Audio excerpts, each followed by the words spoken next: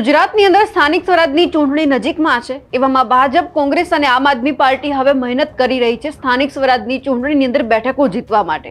પણ આ બધાની વચ્ચે આપણે જોયું કે કોંગ્રેસમાં અવારનવાર ડખો સામે આવ્યો છે। કોંગ્રેસની અંદર ઘણા બધા વિસ્તારોમાં હજુ પણ જિલ્લા પ્રમુખોની વરણી કરવામાં નથી આવી, ક્યાંક વરણી કરવામાં આવી છે તો માથાકૂટ પણ સામે આવી છે। પણ આ બધાની વચ્ચે જુનાગઢ જિલ્લાની અંદર કોંગ્રેસ કાર્યકર્તાઓની એક બેઠક યોજાઈ અને એ પણ સ્થાનિક સ્વરાજની ચૂંટણી જીતવા માટે। પણ મહત્વનું સામે આવ્યું કે હાલના જે જિલ્લા પ્રમુખ છે એ ક્યાંક પોતાના અંગત કારણોસર ગેરહાજર રહ્યા છે અને સાથે જ હજુ કોણ નવા જિલ્લા પ્રમુખ બનશે તેમની કોઈ વાત સામે નથી આવી અને એ જ કારણે ક્યાંક અંદરખાને ડખો હોય તેવું સામે આવ્યું। નમસ્કાર, આપ જોઈ રહ્યા છો નિર્ભય ન્યૂઝ અને હું છું આપની સાથે રિદ્ધિ। હવે ગુજરાતની અંદર સ્થાનિક સ્વરાજની ચૂંટણી નજીકમાં છે અને આ જીતવા માટે અલગ અલગ પક્ષ છે પોતાની અવનવી રણનીતિ બનાવી રહ્યા છે કે કઈ રીતે સ્થાનિક સ્વરાજની જે બેઠકો છે વધારેમાં વધારે ભાજપ હોય, કોંગ્રેસ હોય કે આમ આદમી પાર્ટી હોય કબજે કરી શકે અને પોતપોતાના નેતાઓને પણ હવે મેદાનમાં ઉતારી દેવામાં આવ્યા છે। પણ આ બધાની વચ્ચે આપણે જોયું કે કોંગ્રેસ જ્યારે અલગ અલગ જગ્યા ઉપર જન આક્રોશ રેલીનું આયોજન કરી રહી છે તો ઘણી બધી જગ્યા ઉપર એવું પણ જોયું કે એમના જે કાર્યકર્તાઓ છે સ્થાનિક સ્વરાજની ચૂંટણીની તૈયારી કરી રહ્યા છે। પણ આ બધાની વચ્ચે હવે જ્યારે જુનાગઢની અંદર એમનું જે કોંગ્રેસ કાર્યાલય છે ત્યાં કાર્યકર્તાઓની બેઠક યોજાઈ હતી અને એ પણ સ્થાનિક સ્વરાજની ચૂંટણી જીતવા માટે એક રણનીતિ બનાવવામાં આવી હતી અને સાથે સાથે સંગઠનલક્ષી બાબતો ઉપર પણ ચર્ચા કરવામાં આવી। આ સાથે જ જિલ્લા પંચાયત, તાલુકા પંચાયત અને નગરપાલિકાની આગામી ચૂંટણીઓ અંગે વિસ્તૃત ચર્ચા અને માર્ગદર્શન પણ આપવામાં આવ્યું। કોંગ્રેસના નેતાઓએ ભાજપ ઉપર વોટ ચોરી કરવાનો આક્ષેપ પણ કર્યો, પણ આ સાથે સાથે જ સવાલ એ પણ થયો કે જ્યારે પત્રકાર દ્વારા જે કોંગ્રેસના નેતાઓ છે એમને સવાલ કરવામાં આવ્યો કે હાલના જે જિલ્લા પ્રમુખ છે જુનાગઢના એ ક્યાં છે, તો જ્યારે જવાબ આપવામાં આવ્યો કે હજુ એ ક્યાંક પોતાના અંગત કારણોસર નથી આવ્યા અને જ્યારે નવા પ્રમુખની વરણી અંગે સવાલ કરવામાં આવ્યો ત્યારે સામે આવ્યું કે એ બધું દિલ્હીથી નક્કી કરવામાં આવશે। એટલે સવાલ એ છે કે જ્યારે એવું કહેવામાં આવતું હોય છે કે કાર્યકર્તાઓને પૂછવામાં આવે છે કે કોણ વ્યક્તિ એવો છે કે જે તમારો લીડર બની શકે એમ છે, એ આ વિસ્તારની અંદર મજબૂત જે કોંગ્રેસ છે એમને કરી શકે એમ છે, તો ક્યાંક લગભગ એવું લાગે છે કે કોંગ્રેસની અંદર આવું કે પૂછવામાં નહીં આવતું હોય, દિલ્હીથી સીધો ઓર્ડર આવે અને એ જ પ્રમાણે વ્યક્તિને બેસાડી દેવામાં આવે। આ બધાની વચ્ચે જ્યારે આ બેઠકનું આયોજન કરવામાં આવ્યું હતું ને આ બેઠક બાદ જે કોંગ્રેસના નેતા છે હીરા જોટવા તેઓ શું કહી રહ્યા છે તે પણ સાંભળીએ।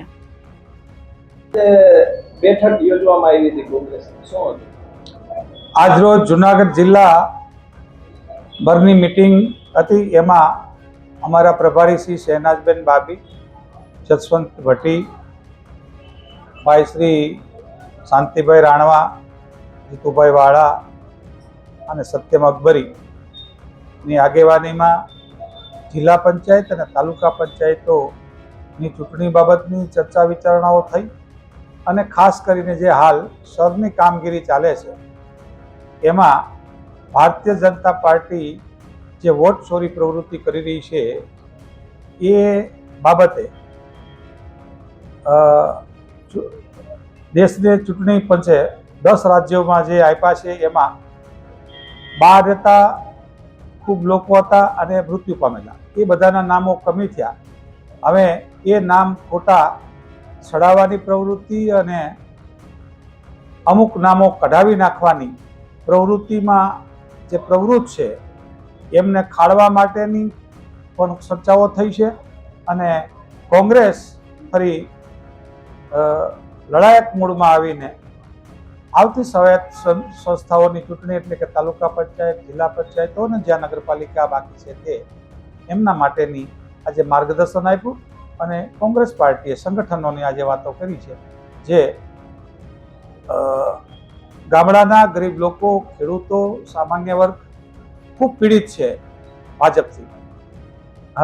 શહેરમાં પણ ઓવરબ્રિજ જેવા ખૂબ મોટા પ્રશ્નો છે, ત્યારે ભારતીય જનતા પાર્ટીની જે સરકાર સદંતર નિષ્ફળ છે, જિલ્લા પંચાયત, તાલુકા પંચાયત નિષ્ફળ છે, એમનાથી લોકોને પારાવાર નુકસાની થઈ રહી છે, એ બાબતની ખૂબ ગંભીરપણે ચર્ચા થઈ અને આ મુદ્દાઓ લોકો સુધી સેજ અને એની પાસે ફરી ઉજાગર કરશો એ માટેની આજે મહત્વપૂર્ણ મિટિંગ હતી। ખાસ કરીને જોવા જઈએ તો જિલ્લા પ્રમુખની ગેરહાજરી અને જિલ્લા પ્રમુખની નિયુક્તિ એ વિશે શું?